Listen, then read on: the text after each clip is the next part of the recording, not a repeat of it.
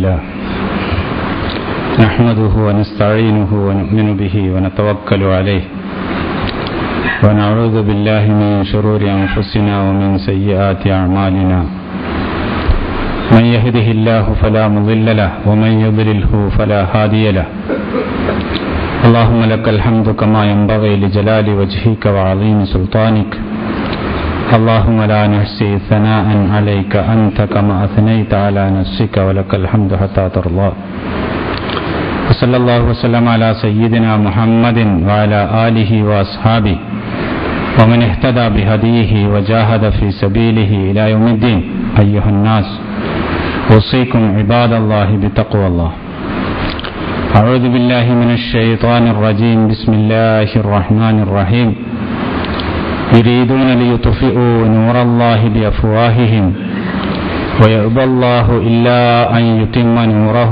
ولو كره الكافرون هو الذي أرسل رسوله بالهدى ودين الحق ليظهره على الدين كله ولو كره المشركون صدق الله العلي العظيم. ബഹുമാന്യരായ സഹോദരി സഹോദരന്മാരെ, അല്ലാഹു സുബ്ഹാനഹു വ തആലയെ സൂക്ഷിച്ചുകൊണ്ടും ഭയന്നുകൊണ്ടും അവൻ്റെ വിധിവിലക്കുകൾ പാലിച്ചുകൊണ്ടും ജീവിക്കണമെന്ന് ആദ്യമായി ഓർമ്മപ്പെടുത്തുകയാണ്. പരിശുദ്ധ ദീനുൽ ഇസ്ലാം അല്ലാഹു സുബ്ഹാനഹു വ തആല മനുഷ്യ സമൂഹത്തിന് നൽകിയ സന്മാർഗമാണ്.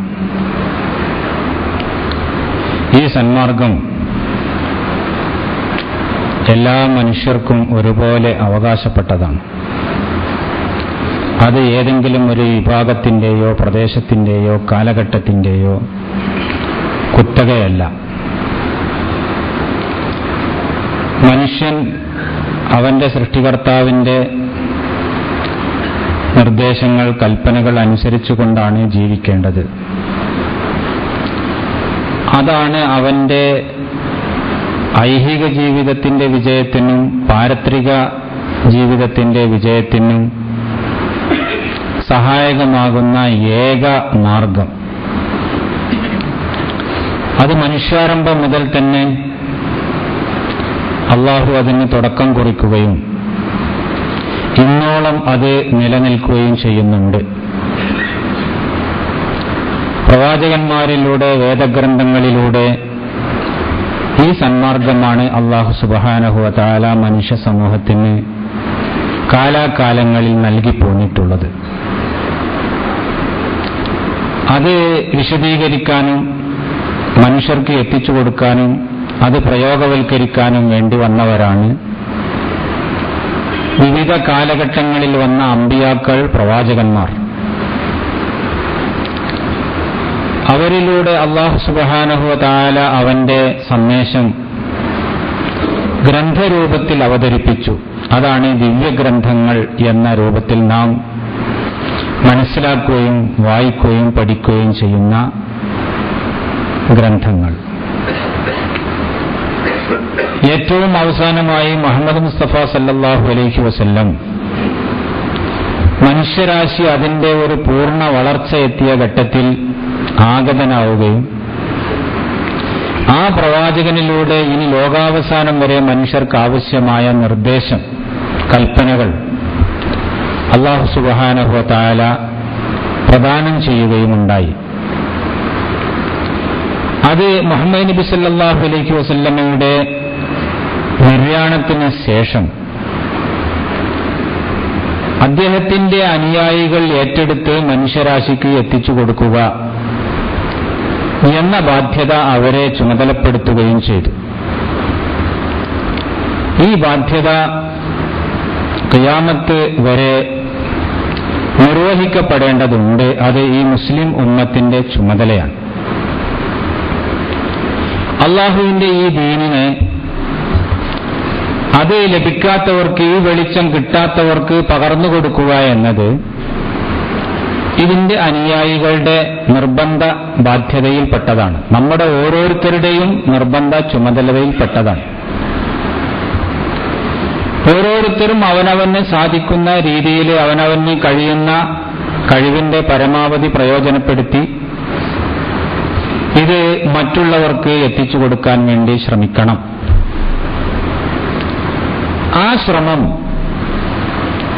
ഓരോ കാലഘട്ടങ്ങളിലും ആ കാലഘട്ടത്തിൽ ഏറ്റവും വിജയകരമായ, ഏറ്റവും ഫലപ്രദമായ, ഏറ്റവും പ്രയോജനകരമായ രീതികൾ എന്തൊക്കെയാണോ ആ രീതികളൊക്കെ അവലംബിച്ചാണ് നിർവഹിക്കേണ്ടത്. അല്ലാഹു സുബ്ഹാനഹു വ തആല പൊതുവായി ചില തത്വങ്ങൾ അല്ലെങ്കിൽ ചില ഉപദേശങ്ങൾ നമുക്ക് നൽകുന്നുണ്ട്. ആ ഉപദേശങ്ങളും തത്വങ്ങളും പാലിച്ചുകൊണ്ട് മനസ്സിലാക്കി അതിന്റെ അടിസ്ഥാനത്തിലാണ് ഈ പ്രവർത്തനങ്ങൾ മുന്നോട്ട് പോകേണ്ടത്. ഉദൂ ഇലാ സബീലി റബ്ബിക ബിൽ ഹിക്മത്തി വൽ മൗഇദത്തിൽ ഹസന വജാദിൽഹും ബില്ലത്തി ഹിയ അഹ്സൻ ഫഇദ അല്ലദീ ബൈനക വബൈനഹു അദാവത്തുൻ കഅന്നഹു വലിയ്യുൻ ഹമീം വമാ യുലഖാഹാ ഇല്ലല്ലദീന സബറു വമാ യുലഖാഹാ ഇല്ലാ ദു ഹള്ളിൻ അളീം.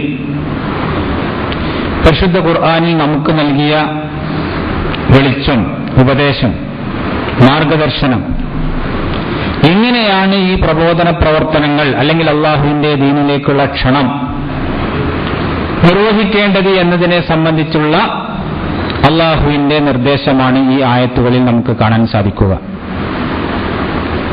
ഉദൂ ഇലാ സബീലി റബ്ബിക്ക്, നിന്റെ രക്ഷിതാവിന്റെ, നിന്റെ നാഥന്റെ മാർഗത്തിലേക്ക് നീ ക്ഷണിക്കുക. ബിൽ ഹിക്മത്തി വൽ മൗഇദത്തിൽ ഹസന, സതുപദേശത്തോടുകൂടിയും നല്ല യുക്തിബോധത്തോടുകൂടിയും. ഹിക്മത്ത് വേണം, അതുപോലെ തന്നെ സതുപദേശവുമായിരിക്കണം നീ നിർവഹിക്കുന്നത്. ആളുകൾക്ക് സന്മാർഗം എത്തിച്ചു കൊടുക്കുക എന്നുള്ള ബാധ്യത എന്റെ ചുമതലയിൽപ്പെട്ടതാണ്. ഇത് ഞാൻ അവന് പറഞ്ഞു കൊടുക്കുന്നത് അവനെ രക്ഷപ്പെടുത്തുന്നതിന് വേണ്ടിയാണ്. അവന്റെ നന്മയിലും അവന്റെ ഗുണത്തിലുമുള്ള താൽപര്യമാണ് എന്റെ ഈ പ്രവർത്തനത്തിന് പ്രചോദനം.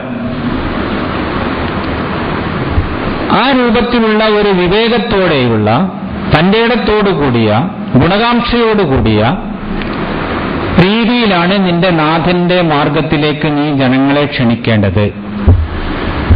വജാദിൽഹും ബില്ലത്തി ഹിയ അഹ്സൻ, അതുപോലെ തന്നെ അവരുമായി സംസാരിക്കുകയാണ്, ആശയവിനിമയങ്ങൾ നടത്തുകയാണ്, അവരുടെ സംശയങ്ങൾക്ക് മറുപടി പറയുകയാണ്. ഈ രീതിയിലൊക്കെയുള്ള പ്രവർത്തനങ്ങളാണ് നീ നിർവഹിക്കുന്നത് എങ്കിൽ ഏറ്റവും ഉത്തമമായ, ഏറ്റവും നല്ല മാർഗമേ അതിന് അവലംബിക്കാവൂ. അങ്ങനെ നിന്റെ സത്യസന്ധത, നിന്റെ ഗുണകാംക്ഷയുടേതായ ആ വികാരം, നിന്റെ സംസാരത്തിന്റെ മാന്യത, നിന്റെ വിവേകത്തോടുകൂടിയുള്ള പെരുമാറ്റം, ഇത് നീയുമായി സംസാരിക്കുന്നവർ, നീ ബന്ധപ്പെടുന്ന വിഭാഗം, അവരിൽ നിന്നെ സംബന്ധിച്ചുള്ള മതിപ്പും നീ സമർപ്പിക്കുന്ന ആശയങ്ങളെ സംബന്ധിച്ചുള്ള ബഹുമാനവും ആദരവും വർദ്ധിപ്പിക്കുന്ന രീതിയിൽ ആയിരിക്കണം. അങ്ങനെയുള്ള ഒരു നിലപാട് നീ സ്വീകരിച്ചാൽ ഫഇദല്ലദീ ബൈനക വബൈനഹു അദാവത്തുൻ കഅന്നഹു വലിയ്യുൻ ഹമീം, ആരെയാണോ അല്ലെങ്കിൽ ആരാണോ നിന്നെ ശത്രുക്കൾ ആയി ഗണിച്ചത് അവരും നീയും ആത്മമിത്രങ്ങളും ഉറ്റ ബന്ധുക്കളുമായി കൊണ്ട് മാറും. അവരുടെ ആ ശത്രുത പറ്റെ ഇല്ലാതെയായി നിന്നെ അവരുടെ ഗുണകാംക്ഷിയും അവരുടെ നന്മ ആഗ്രഹിക്കുന്നവനും അവരുടെ ഏറ്റവും അടുത്തവനുമായിട്ട് മാറും. പക്ഷെ ഈ ശൈലി ആയിരിക്കണം അതിനെ സ്വീകരിക്കേണ്ടത്. അള്ളാഹുവിന്റെ ദീനിനെ സതുപദേശത്തോടുകൂടിയും യുക്തിവിചാരത്തോടുകൂടിയും വിവേകത്തോടുകൂടിയും സമർപ്പിക്കുകയും ആശയവിനിമയങ്ങൾ നടത്തുന്നതും ചർച്ചകൾ നടക്കുന്നതും സംവാദങ്ങൾ നടക്കുന്നതുമൊക്കെ ആ രീതിയിലുള്ള ഒരു മനോഭാവത്തോടുകൂടിയും ആകുമ്പോഴാണ് ഈ ഒരു അവസ്ഥ ഉണ്ടാവുക. റസൂൽ തിരുമേനി സല്ലല്ലാഹു അലൈഹി വസല്ലമയുടെ ഒരു ഉദാഹരണം ചരിത്രത്തിൽ നമുക്ക് കാണാം. ഏറ്റവും കടുത്ത ഒരു എതിരാളി, ആ എതിരാളി മുസ്ലിമീങ്ങളുടെ ശത്രുവായിരുന്നു, ഇസ്ലാമുമായിട്ട് സമരത്തിലേർപ്പെട്ടവനാണ്. അവസരം കിട്ടുമ്പോൾ ഇസ്ലാമിനെയും മുസ്ലിമീങ്ങളെയും നശിപ്പിക്കാൻ ശ്രമിക്കുന്നവനുമാണ്. അങ്ങനെയുള്ള ഒരു വ്യക്തി മുസ്ലിമീങ്ങളുടെ ബന്ധനത്തിൽപ്പെടുകയുണ്ടായി. ആ ബന്ധനത്തിൽപ്പെട്ട ആളുകളെ അന്നത്തെ സമ്പ്രദായം അനുസരിച്ച് പള്ളിയിൽ കൊണ്ടുവന്ന് പള്ളിയുടെ ഏതെങ്കിലും ഒരു ഭാഗത്ത് ബന്ധനത്തിൽ നിർത്തുകയാണ് ചെയ്യുക. മറ്റു സംവിധാനങ്ങളോ സൗകര്യങ്ങളോ ആ രൂപത്തിലുള്ള ഏർപ്പാടുകളോ ഒന്നും ആ കാലഘട്ടത്തിലില്ല. റസൂൽ തിരുമേനി സല്ലല്ലാഹു അലൈഹി വസല്ലം 5 നേരം പള്ളിയിൽ വന്ന് നമസ്കരിക്കും. നമസ്കാരം കഴിഞ്ഞ് പിരിഞ്ഞു പോകുമ്പോൾ ഇദ്ദേഹത്തെ കാണും, അദ്ദേഹത്തോട് പുഞ്ചിരിക്കും, അദ്ദേഹത്തോട് എങ്ങനെയുണ്ട് വിശേഷങ്ങൾ എന്നൊക്കെ കുശലാന്വേഷണം നടത്തും പുഞ്ചിരിച്ചുകൊണ്ട്. കഠിന ശത്രുവാണ് തന്റെ കയ്യിൽപ്പെട്ടിട്ടുള്ളത്, ഇസ്ലാമിന്റെയും മുസ്ലിമീങ്ങളുടെയും ബദ്ധവിരോധി. ഈ ബദ്ധവിരോധിയായ ആളെ തനിക്ക് വേണമെങ്കിൽ ഏത് നിമിഷത്തിലും കൊല്ലാം. ആരും തന്നെ അതിനെ ചോദ്യം ചെയ്യാനോ അല്ലെങ്കിൽ അതൊരു ന്യായക്കേടായി എന്ന് പറയാനോ ആർക്കും സാധ്യമല്ലാത്ത സാഹചര്യമാണ്. അയാളെ വധിക്കുകയാണ് എങ്കിൽ അന്നത്തെ സാധാരണ സമ്പ്രദായങ്ങൾ അനുസരിച്ചും അതുപോലെ തന്നെ നാട്ടു നടപ്പുകൾ അനുസരിച്ചും അത് ഒരു തെറ്റായ കാര്യമല്ല. അങ്ങനെയാണ് എല്ലാവരും ചെയ്തുകൊണ്ടിരിക്കുന്നത്. റസൂൽ തിരുമേനി സല്ലല്ലാഹു അലൈഹി വസല്ലം ഇദ്ദേഹത്തെ പള്ളിയിൽ ഏതാനും ദിവസങ്ങൾ ഇങ്ങനെ തടവിൽ വെക്കുകയും പിന്നീട് ഇങ്ങനെയുള്ള കുശലാന്വേഷണങ്ങൾ നടത്തുകയും ചെയ്ത് 2-3 ദിവസം കഴിഞ്ഞ് ഇനി നീ പൊയ്ക്കോ എന്ന് പറഞ്ഞുകൊണ്ട് അദ്ദേഹത്തെ മോചിപ്പിച്ചു. അസംഭവ്യമായ കാര്യം എന്ന് സങ്കല്പിക്കാവുന്ന രീതിയിലുള്ള ഒന്നാണ് അത്. പക്ഷേ നബി സല്ലല്ലാഹു അലൈഹി വസല്ലം ചെയ്തത് അതായിരുന്നു. ഈ മനുഷ്യൻ നബി സല്ലല്ലാഹു അലൈഹി വസല്ലമയുടെ ബന്ധനത്തിൽ നിന്ന് മോചിതനായ വ്യക്തി കുറച്ച് അങ്ങോട്ട് നടന്നു പോയതിന് ശേഷം തിരിച്ച് വീണ്ടും വരികയാണ്. എന്നിട്ട് നബി സല്ലല്ലാഹു അലൈഹി വസല്ലമയോട് പറയുന്നു, മുഹമ്മദേ, എനിക്ക് ഭൂമിയിൽ ഏറ്റവും വെറുക്കപ്പെട്ട മുഖം നിന്റെ മുഖമായിരുന്നു. ഏറ്റവും വെറുക്കപ്പെട്ട മനുഷ്യൻ എന്ന രൂപത്തിലാണ് നിന്നെ ഞാൻ കണ്ടിരുന്നത്. പക്ഷെ ഇന്ന് എനിക്ക് ഭൂമിയിൽ ഏറ്റവും ഇഷ്ടപ്പെട്ട വ്യക്തി താങ്കളാണ്. ഞാൻ ഇങ്ങോട്ട് വന്നപ്പോഴുള്ള ഒരു സാഹചര്യമല്ല ഇപ്പോൾ എനിക്കുള്ളത്. ഇടയ്ക്കിടയ്ക്ക് നീ എന്നോട് ചോദിക്കാറുണ്ടായിരുന്നു, എന്താ വിശേഷം, എന്താ വർത്തമാനം എന്നൊക്കെ ചോദിക്കാറുണ്ടായിരുന്നു. അപ്പോൾ ഞാൻ നൽകാറുള്ള മറുപടി, ഇപ്പോൾ ഞാൻ നിങ്ങളുടെ കയ്യിലാണ്. നിങ്ങളെ എന്നെ ശിക്ഷിക്കുകയാണ് എങ്കിൽ അർഹനായ ഒരാളെയാണ് നിങ്ങൾ ശിക്ഷിക്കുന്നത്. അല്ല, അഥവാ വല്ല മോചനവും നിങ്ങൾ എനിക്ക് നൽകുകയാണ് എങ്കിൽ അതിന് എന്തെങ്കിലും നന്ദി ചെയ്യാൻ എനിക്ക് ഏതെങ്കിലും കാലത്ത് സാധിച്ചു എന്ന് വന്നേക്കും. ഇതായിരുന്നു എന്റെ മറുപടി. ഇങ്ങനെയുള്ള എന്നെ യാതൊരു പ്രതിഫലവും കാക്ഷിക്കാതെ കണ്ട് മോചിപ്പിച്ച താങ്കൾ അതിവിശാലമായ ഒരു മനസ്സിന്റെ ഉടമയാണ്, ഒരു പ്രവാചകനാണ്. അതുകൊണ്ട് ഞാൻ അങ്ങയിൽ വിശ്വസിക്കുന്നു. അശ്ഹദു അല്ലാ ഇലാഹ ഇല്ലല്ലാഹു വ അശ്ഹദു അന്ന മുഹമ്മദൻ റസൂലുള്ളാഹ്. റസൂൽ തിരുമേനി സല്ലല്ലാഹു അലൈഹി വസല്ലമയുടെ വിവേകത്തോടും തന്റേടത്തോടും ഗുണകാംക്ഷയോടും കൂടിയ സമീപനമാണ് ഇത്രയും വലിയ ഒരു കഠിന ഹൃദയന്റെ മനസ്സ് മാറ്റിയത്. അതാണ് വിശുദ്ധ ഖുർആൻ പറഞ്ഞത്, ഫഇദല്ലദീ ബൈനക വ ബൈനഹു അദാവത്തുൻ കഅന്നഹു വലിയ്യുൻ ഹമീം.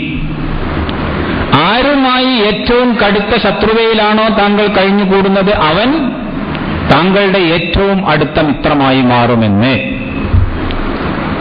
അപ്പോൾ ഇതിന് ഹിക്മത്ത് വേണം. ഉദൂ ഇലാ സബീലി റബ്ബിക ബിൽ ഹിക്മത്തി വൽ മൗഇദത്തിൽ ഹസന, സതുപദേശം എന്നുള്ള ആ വികാരം വേണം. അതുപോലെ ഗുണകാംക്ഷ വേണം, തന്റേടം വേണം, യുക്തിബോധം വേണം. ഇതൊക്കെ ആവശ്യമാണ്. ഇതാണ് ഇസ്ലാമിക പ്രബോധനത്തിന്റെ എല്ലാ കാലഘട്ടങ്ങളിലുമുള്ള രീതി.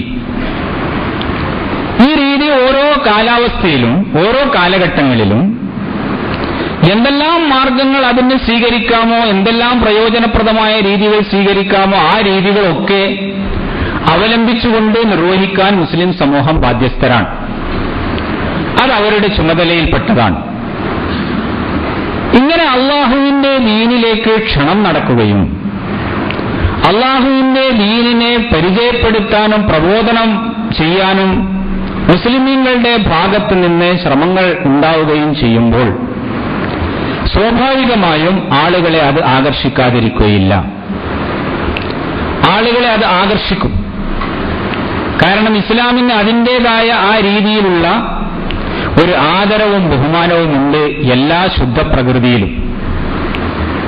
മറ്റുള്ള മതങ്ങളോ അല്ലെങ്കിൽ വിശ്വാസാദർശങ്ങളോ ഒക്കെ പ്രചരിപ്പിച്ചുകൊണ്ടിരിക്കുന്ന അന്ധവിശ്വാസങ്ങൾ, അനാചാരങ്ങൾ, യുക്തിഹീനമായ പ്രവർത്തനങ്ങൾ, ഇങ്ങനെയുള്ള ഒന്നും തന്നെ ഇസ്ലാമിൽ ഇല്ല.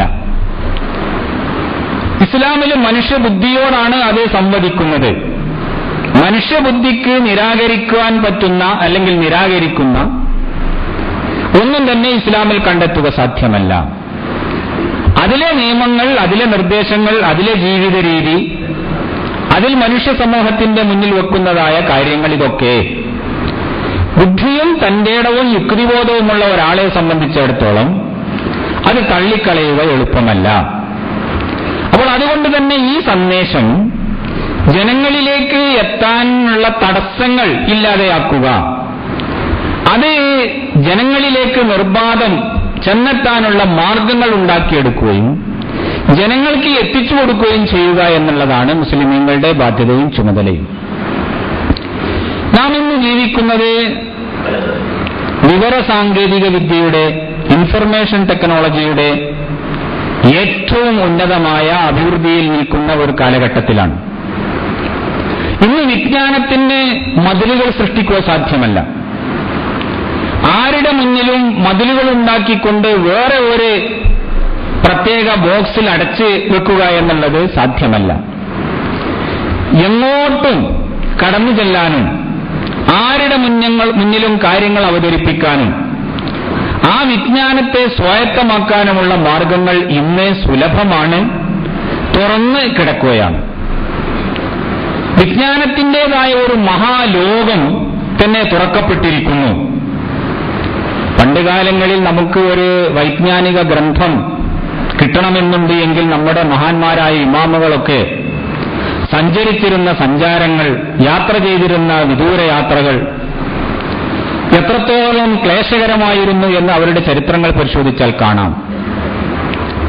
പക്ഷെ ഇന്ന് വളരെ ദുർലഭമായി മാത്രം ആളുകൾക്ക് അറിയുന്നതും ആളുകൾക്ക് മനസ്സിലാക്കാൻ സാധിച്ചതുമായ ഗ്രന്ഥങ്ങളടക്കം നിമിഷ സമയങ്ങൾ കൊണ്ട് നിങ്ങളുടെ മുന്നിൽ ഒരു കോപ്പി എടുക്കുക എന്ന് പറയുന്നത് നിഷ്പ്രയാസം സാധിക്കുന്ന ഒരു കാര്യമാണ്. ഏതെങ്കിലും ഒരു വിഷയത്തെ സംബന്ധിച്ച് അല്ലെങ്കിൽ ഏതെങ്കിലും ഒരു ആദർശത്തെ സംബന്ധിച്ച്, ആശയത്തെ സംബന്ധിച്ച് നിങ്ങൾക്കറിയണമെന്നുണ്ട് എങ്കിൽ ബന്ധപ്പെട്ട സൈറ്റുകൾ തിരയുകയും നിങ്ങൾക്കാവശ്യമായ വിവരങ്ങളും സംഘടിപ്പിക്കുക എന്നുള്ളത് ഇന്ന് പ്രയാസമുള്ള ഒരു കാര്യമല്ല.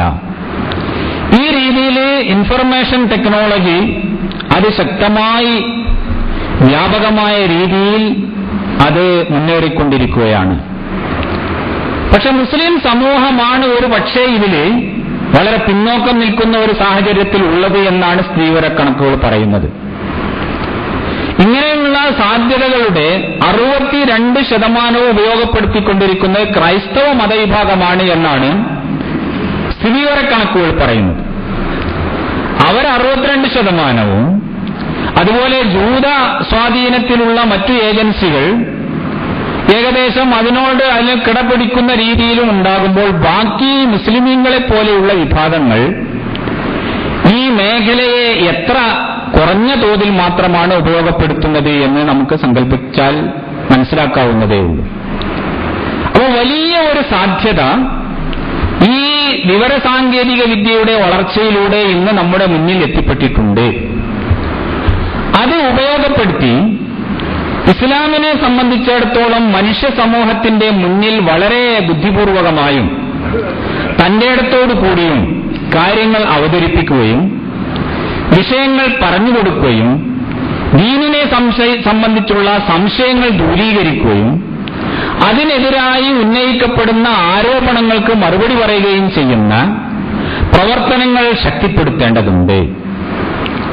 ഇസ്ലാമിൻ്റെതായ ഈ സാധ്യത അല്ലെങ്കിൽ ഇസ്ലാമിന്റെ നേരെ ഉണ്ടാകുന്ന ഈ ആകർഷണം, ഇത് ഇല്ലാതെയാക്കുന്നതിന് വേണ്ടി എല്ലാ ഇസ്ലാം വിരുദ്ധ ശക്തികളും ഏകോപിച്ച് പ്രവർത്തിക്കുന്നത് നമുക്ക് കാണാൻ സാധിക്കും. ഇസ്ലാമിനെ സംബന്ധിച്ച് തെറ്റിദ്ധാരണകൾ സൃഷ്ടിക്കുക, അതിനെ സംബന്ധിച്ച് ജനമനസ്സുകളിൽ വിഷം വമിക്കുന്ന രീതിയിലുള്ള തെറ്റായ വിവരങ്ങൾ പ്രചരിപ്പിച്ചു കൊടുക്കുക, ഇസ്ലാമിനെയും ഇസ്ലാമിക പ്രവാചകനെയും ഒക്കെ അപകീർത്തിപ്പെടുത്തുന്ന രീതിയിലുള്ള വിഷയങ്ങൾ ലോകവ്യാപകമായി പ്രചാരണം ചെയ്തുകൊണ്ടിരിക്കുക, ഇത് ഇന്ന് വളരെ ആസൂത്രിതമായി നടന്നുകൊണ്ടിരിക്കുന്ന ഒരു കാര്യമാണ്. അപ്പോൾ ഇസ്ലാമിനെ സംബന്ധിച്ച് അതിന്റെ നേരായ ശരിയായ രീതി എന്താണ് ഇസ്ലാം യഥാർത്ഥത്തിൽ എന്ന് ജനങ്ങൾക്ക് മനസ്സിലാക്കാനുള്ള സാഹചര്യങ്ങൾ ഉണ്ടാക്കിക്കൊടുക്കുക എന്നത് മുസ്ലിം സമൂഹത്തിന്റെ ബാധ്യതയാണ്. അതിനെതിരായി പ്രചരിപ്പിച്ചുകൊണ്ടിരിക്കുന്ന തെറ്റിദ്ധാരണകൾ ദൂരീകരിച്ച് അതിന്റെ സത്യാവസ്ഥ ഇന്നതാണ് എന്ന് ബോധ്യപ്പെടുത്തി കൊടുക്കാനുള്ള ചുമതലയും നമുക്കുണ്ട്. ഇസ്ലാമിന്റെ ശത്രുക്കൾ എന്നും ശ്രമിച്ചത് എന്തിനാണ് എന്ന് വിശുദ്ധ ഖുർആൻ നമുക്ക് പറഞ്ഞു തന്നിട്ടുണ്ട്. യുരീദൂന ലിയുത്ഫിഉ നൂറല്ലാഹ് വയഅബല്ലാഹു ഇല്ലാ അൻ യുതിമ്മ നൂറഹു വലൗ കരിഹൽ കാഫിറൂൻ. ഇത് തന്നെ അല്പ വ്യത്യാസത്തോടുകൂടി സൂറത്ത് സഫിലും നമുക്ക് കാണാം ഇതേ ആശയത്തിലുള്ള ആയത്തുകൾ. യുരീദൂന ലിയുത്ഫിഉ നൂറല്ലാഹ്, അല്ലാഹുവിന്റെ വെളിച്ചത്തെ കെടുത്തിക്കളയാൻ അവർ ശ്രമിച്ചുകൊണ്ടിരിക്കുന്നു.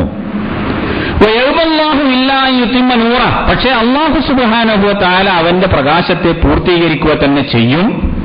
വലൗ കരിഹൽ കാഫിറൂൻ, അത് അവിശ്വാസികൾക്ക് അത് ഇഷ്ടമില്ല എങ്കിലും. അപ്പൊ അല്ലാഹു സുബ്ഹാനഹു വ തആലയുടെ വെളിച്ചത്തെ കെടുത്തിക്കളയാനുള്ള ശ്രമങ്ങൾ വളരെ വ്യാപകമായ തോതിൽ ഒത്തൊരുമിച്ചുകൊണ്ട് ഇതിന്റെ ശത്രുക്കൾ നടത്തിക്കൊണ്ടിരിക്കുന്നുണ്ട്. അവർ അറിഞ്ഞോ അറിയാതെയോ ചിലപ്പോൾ അവരുടെ പ്രചാരവേലകൾ ഇസ്ലാമിന് സഹായകമാകുന്ന രീതിയിലാണ് കലാശിക്കാറ് എന്നുള്ളതും അള്ളാഹുവിന്റെ ഭാഗത്തുനിന്നുള്ള ഒരു തൗഫീഖാണ്. സെപ്റ്റംബർ 11 സംഭവത്തോടുകൂടി ഇസ്ലാമിനെയും മുസ്ലിമീങ്ങളെയും കരിവാരിത്തേക്കാനുള്ള പാശ്ചാത്യ ശക്തികളുടെയും ഏജൻസികളുടെയും അവരുടെ ദല്ലാളന്മാരുടെയും പ്രവർത്തനങ്ങൾ അതിശക്തമായി നടന്നുകൊണ്ടിരിക്കുകയാണ്. ഇസ്ലാമോഫോബിയ എന്ന് പറയുന്ന ഒരു വികാരം തന്നെ, ഇസ്ലാമിനെ സംബന്ധിച്ചുള്ള ഒരു പേടി. നമ്മളുണ്ടല്ലോ രാക്ഷസൻ എന്നൊക്കെ പറയുമ്പോൾ, അല്ലെങ്കിൽ അതുപോലെയുള്ള എന്തെങ്കിലും സിംഹം, വന്യജീവികളെ സംബന്ധിച്ചൊക്കെയുള്ള കേൾക്കുമ്പോഴുള്ള ഒരു പേടി, ഇതുപോലെ ഇസ്ലാം എന്ന് പറയുമ്പോഴുള്ള ഒരു പേടി ലോകത്ത് മുഴുവൻ തന്നെ സൃഷ്ടിക്കാൻ വേണ്ടിയിട്ട് ഇവർ ശ്രമിച്ചുകൊണ്ടിരിക്കുന്നു. തെറ്റിദ്ധാരണകൾ പ്രചരിപ്പിക്കുക, അടിസ്ഥാനരഹിതമായ വിവരങ്ങൾ പ്രചരിപ്പിച്ചുകൊണ്ടിരിക്കുക, മുസ്ലിമീങ്ങളുടെയും മുസ്ലിമീങ്ങളുടെ സംസ്കാരത്തിന്റെയും നേരെ ഒരേ തരത്തിലുള്ള മതിപ്പും അവശേഷിക്കരുത്, ആരും അതിന്റെ നേരെ തിരിയരുത്, ആരും അതിൽ ആകൃഷ്ടരാവരുത് എന്ന ഉദ്ദേശത്തോടു കൂടിയിട്ടുള്ള പ്രവർത്തനങ്ങളാണ് വ്യാപകമായി നടന്നുകൊണ്ടിരിക്കുന്നത്. അപ്പോ നമ്മൾ വിചാരിക്കും അത് ഇസ്ലാമിന്റെ നേരെ വലിയ ഒരു തടസ്സം സൃഷ്ടിച്ച് ഇനി ആരോടും ഇസ്ലാമിനെ സംബന്ധിച്ചൊന്നും പറയാൻ പറ്റാത്ത രീതിയിലുള്ള ഒരു അന്തരീക്ഷം ഇവിടെ സൃഷ്ടിക്കപ്പെട്ടിരിക്കുന്നു എന്ന്. ഞാൻ മുസ്ലിമാണ് എന്നോ അല്ലെങ്കിൽ ഒരു ഇസ്ലാമിന്റെ പേരിലോ അറിയപ്പെടുന്നത് പോലും പ്രയാസകരമായി തീരും എന്ന് ആളുകൾക്ക് തോന്നിത്തുടങ്ങുന്ന ഒരു കാലഘട്ടമാണിത്. അതുകൊണ്ട് അവനവന്റെ ഐഡന്റിറ്റി മറച്ചുവെക്കാൻ വേണ്ടി ശ്രമിക്കുക. അത് പലയിടത്തും ഇപ്പോൾ ഇന്ന് പൊതുസ്വഭാവമായി മാറിയിരിക്കുന്നു. പേരൊക്കെ ഇടുമ്പോൾ ഒരു മുസ്ലിമാണ് എന്ന് തിരിച്ചറിഞ്ഞാൽ അത് ബുദ്ധിമുട്ടുണ്ടാക്കും. അതുകൊണ്ട് ആ പേര് തിരിച്ചറിയാതിരിക്കാൻ എല്ലാവരും ഇടുന്ന തരത്തിലുള്ള പേര് പെട്ടെന്ന് അറിയരുത്. അപ്പൊ അങ്ങനത്തെ പേരുകളൊക്കെ ഇട്ടുകൊണ്ട് സ്വന്തം ഐഡന്റിറ്റിയും വ്യക്തിത്വവും മറച്ചുവെക്കാനുള്ള ഒരു ഉൾപ്രേരണ ആളുകൾക്കുണ്ടായിക്കൊണ്ടിരിക്കുകയാണ്. അത്രത്തോളം ഇസ്ലാമിനെ സംബന്ധിച്ച് സമൂഹത്തിൽ ഒരു ഭയം കടന്നുകൂടിയിട്ടുണ്ട്. പക്ഷെ അതിന്റെ മറുവശം നമുക്ക് കാണാൻ സാധിക്കുന്നത്, ഇത് ഒരു വശത്ത് ഇങ്ങനെയുള്ള പ്രത്യാഘാതങ്ങൾ ഉണ്ടാക്കുമ്പോൾ മറുവശത്ത് കൂടുതൽ ആളുകളെ ഇതിനെ സംബന്ധിച്ച് മനസ്സിലാക്കാനുള്ള ഒരു ജിജ്ഞാസ അവരിൽ വളർത്തുന്നതായിട്ടാണ് കാണുന്നത്. അതുകൊണ്ട് സെപ്റ്റംബർ 11 മുമ്പ് ഇസ്ലാമിലേക്ക് വന്നുകൊണ്ടിരുന്ന ആളുകളുടെ അനുവാദവും സെപ്റ്റംബർ 11 ശേഷം ഇസ്ലാമിലേക്ക് വന്നുകൊണ്ടിരിക്കുന്ന ആളുകളുടെ അനുപാതവും തമ്മിൽ നോക്കുമ്പോൾ ഈ ഇസ്ലാമിക വിരുദ്ധമായ പ്രവർത്തനങ്ങൾ ഏറ്റവും ശക്തിയായി നടക്കുന്ന ഇക്കാലത്താണ് ഏറ്റവും കൂടുതൽ ആളുകളെ ഇസ്ലാം ആകർഷിക്കുന്നത് എന്നാണ് സ്ഥിതിവിവരക്കണക്കുകൾ പറയുന്നത്.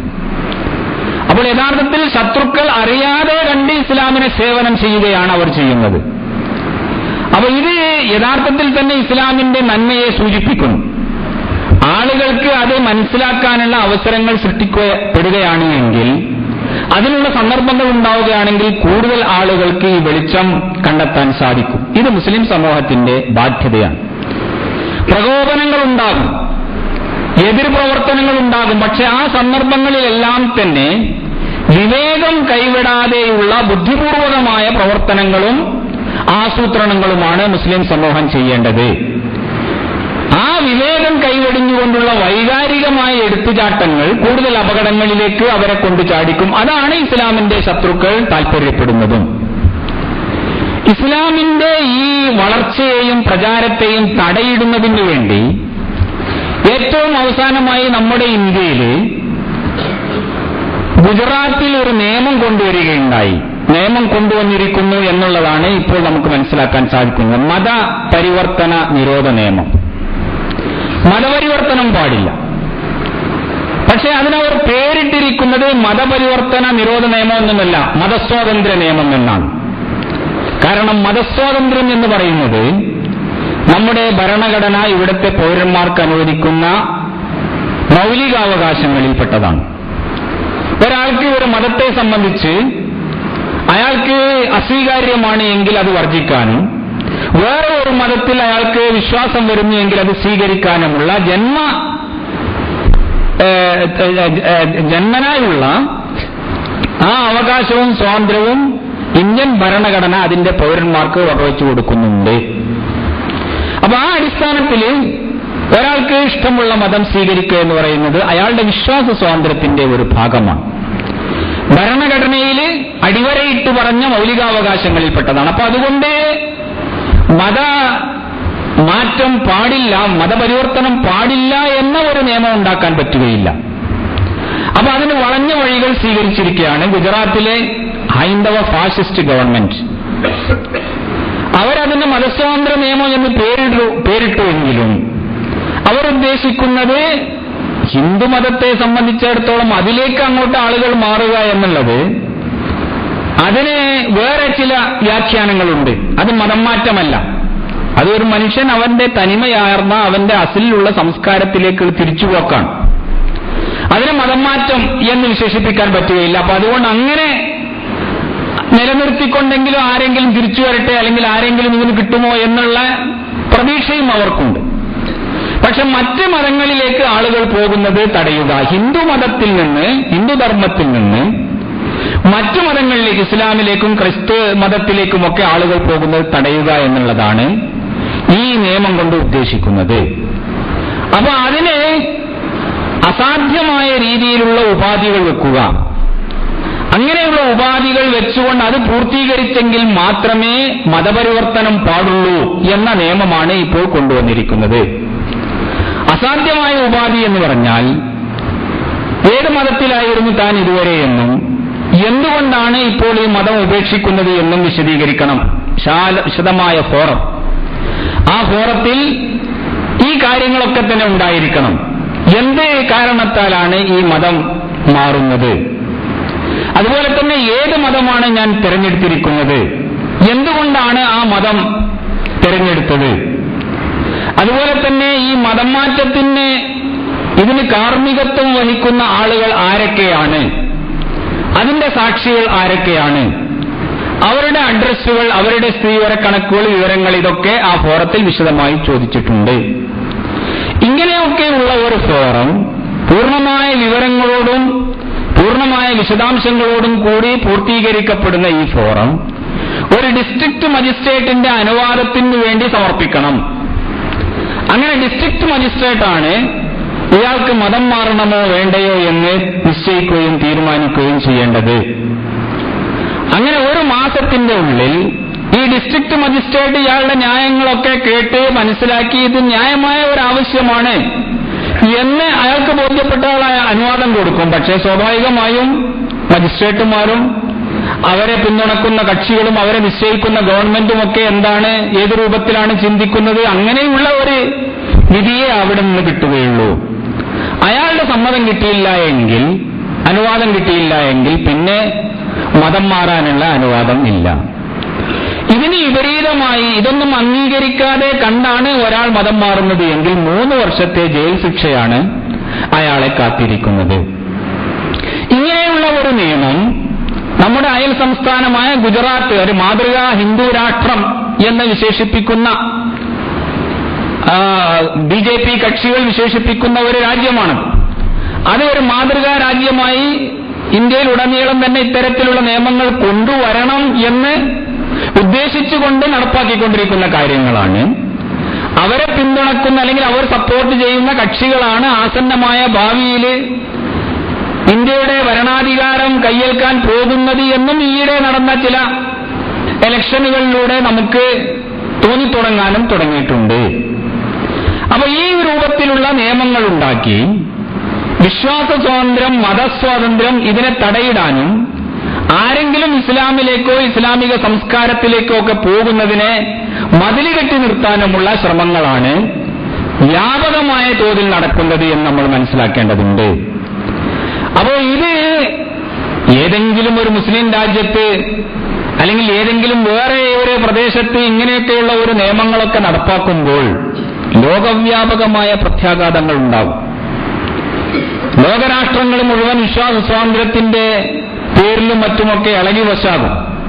പക്ഷെ നമ്മുടെ പ്രദേശങ്ങളിലും ഇത് പ്രത്യേകിച്ച് ഇസ്ലാമിലേക്കും മറ്റുമൊക്കെയുള്ള ആളുകളുടെ പോക്കിനെ തടയിടാനുള്ള രീതിയാണ് എന്നതുകൊണ്ടും അതൊന്നും തന്നെ വലിയൊരു വിഷയമാവുകയോ മറ്റുള്ളവർ അത് പ്രതിഷേധാർഹമായി കാണുകയോ ചെയ്യുന്ന സാഹചര്യം ഉണ്ടാവുകയില്ല. ഇങ്ങനെയുള്ള ഒരു രൂപത്തിൽ നിർബന്ധമായ നിയമങ്ങൾ ഉണ്ടാക്കിക്കൊണ്ടും ആളുകളുടെ വിശ്വാസത്തെ തടഞ്ഞു നിർത്താനും ഇസ്ലാമിലേക്കോ അതുപോലെയുള്ള സംസ്കൃതികളിലേക്കോ ഒക്കെയുള്ള ജനങ്ങളുടെ പോക്കിനെ തടയാനുമുള്ള ശ്രമങ്ങൾ വ്യാപകമായി നടന്നുകൊണ്ടിരിക്കുകയാണ് എന്ന് നമ്മൾ മനസ്സിലാക്കേണ്ടതുണ്ട്. പക്ഷെ അതോടൊപ്പം തന്നെ നമ്മൾ തിരിച്ചറിയേണ്ട ഒരു കാര്യം, ഒരു മനുഷ്യന്റെ മനസ്സിനെ തടയിടാനും അതിൽ ചിറകെട്ടാനും ആർക്കും സാധ്യമല്ല. എന്ത് നിയമങ്ങൾ ഉണ്ടാക്കിയാലും ആ നിയമങ്ങളൊന്നും തന്നെ ഒരു മനുഷ്യന് ഒരു മതമോ അല്ലെങ്കിൽ ഒരു വിശ്വാസമോ ഒരു പ്രത്യയശാസ്ത്രമോ ബോധ്യപ്പെടുന്നില്ല. അത് വിഡിത്തമാണ്, അത് അശാസ്ത്രീയമാണ് എന്ന് അയാൾക്ക് ബോധ്യം വന്നാൽ പിന്നെയും അത് കൊണ്ടു നടക്കാൻ അയാളെ നിർബന്ധിക്കുക എന്ന് പറയുന്നത് അതിനേക്കാളും വലിയ വിഡിത്തം വേറെയില്ല. ഒരു മനുഷ്യൻ ഒരു വിശ്വാസത്തെ സ്നേഹിക്കുകയും അതാണ് ശരി എന്ന് അയാൾ വിശ്വസിക്കുകയും ചെയ്യുന്നുണ്ട് എങ്കിൽ അയാളുടെ മനസ്സിൽ അത് രൂഢമൂലമാവുകയും അയാൾ അത് തന്റെ ജീവിതത്തിന്റെ വിശ്വാസമായി കൊണ്ടു നടക്കുകയും ചെയ്യും. അതിനെ പുറമേ നിന്നുള്ള ശക്തി പ്രയോഗിച്ചുകൊണ്ട് തടയിടുക എന്ന് പറയുന്നത് സാധ്യമല്ല. അതുകൊണ്ടാണല്ലോ ഫിറഔനിന്റെ കൊട്ടാരത്തിൽ മൂസാ നബിയിൽ വിശ്വസിച്ച ഒരു മനുഷ്യനുണ്ടായിരുന്നു എന്ന് വിശുദ്ധ ഖുർആൻ നമ്മോട് പറഞ്ഞു തരുന്നു. വഖാല റജുലുൻ മുഅ്മിനുൻ മിൻ ആലി ഫിറഔന യക്തുമു ഈമാന. ആലി ഫിറഔൻ കുടുംബത്തിൽപ്പെട്ട മുഅ്മിനായ ഒരു മനുഷ്യൻ അയാളുടെ വിശ്വാസം മറച്ചുവെച്ചുകൊണ്ട് നടക്കുകയായിരുന്നു എന്ന് വിശുദ്ധ ഖുർആൻ പറയുന്നുണ്ട്. അപ്പൊ അനുകൂലമല്ലാത്ത സാഹചര്യങ്ങളും അതുപോലെ തന്നെ പറയാൻ പറ്റാത്ത രീതിയിലുള്ള ഒരു ചുറ്റുപാടുമൊക്കെ ഉണ്ടായാലും ഒരു മനുഷ്യന്റെ അയാളുടെ ആന്തരികമായ വിശ്വാസത്തെ തടയാനോ അല്ലെങ്കിൽ അതിനെ നിർബന്ധിച്ചുകൊണ്ട് മാറ്റാനോ ആർക്കും തന്നെ സാധ്യമാവുകയില്ല. അപ്പോൾ അത് അതിൻ്റെതായ രീതിയിൽ പ്രവർത്തിക്കുകയും മുന്നോട്ട് പോവുകയും അനുകൂലമായ സാഹചര്യങ്ങൾ തേടിപ്പോവുകയും ചെയ്യും. അപ്പോൾ വിശ്വാസികളെ സംബന്ധിച്ചിടത്തോളം, മുസ്ലിം സമൂഹത്തെ സംബന്ധിച്ചിടത്തോളം അവർക്ക് ഏറ്റവും ആവശ്യമായിട്ടുള്ളത് ഈ കാലഘട്ടത്തിൽ ഇസ്ലാമിന് അതിന്റെ തനതായ രൂപത്തിൽ, പ്രത്യേകിച്ചും എല്ലാ പ്രത്യയശാസ്ത്രങ്ങളും പരാജയപ്പെട്ട് മനുഷ്യർ മുഴുവൻ തന്നെ നിരാശരായിത്തീരുകയും ആത്മീയതയെയും ആത്മീയ വിശ്വാസ സംഹിതകളെയും ഒക്കെ ഭൗതികത്വം ഒന്നാകെ ആവാഹിക്കുകയും ചെയ്ത ഈ കാലഘട്ടത്തിൽ മനുഷ്യരാശിയുടെ മോചനം യഥാർത്ഥ അള്ളാഹുവിന്റെ മാർഗത്തിൽ മാത്രമേ ഉള്ളൂ.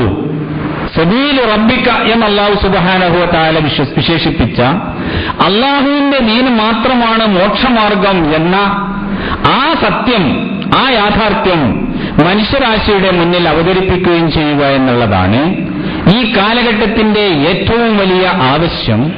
ഇത് മുസ്ലിം സമൂഹം നിർവഹിക്കേണ്ട അവരുടെ ദൗത്യമായി അവർ ഏറ്റെടുക്കുകയും അതിനുവേണ്ടി അവർ രംഗത്തിറങ്ങുകയും ചെയ്യേണ്ടതുണ്ട് എന്നാണ് ഈ സന്ദർഭത്തിൽ നാം മനസ്സിലാക്കേണ്ടത്. അല്ലാഹു സുബ്ഹാനഹു വ തആല അവന്റെ ദീനിനെ മുറുകെ പിടിക്കാനും അവന്റെ ദീനിന്റെ വെളിച്ചം ലോകത്തിന് പകരാനുമുള്ള തൗഫീഖും ഉദവിയും നൽകി നമ്മെ എല്ലാവരെയും അനുഗ്രഹിക്കുമാറാകട്ടെ.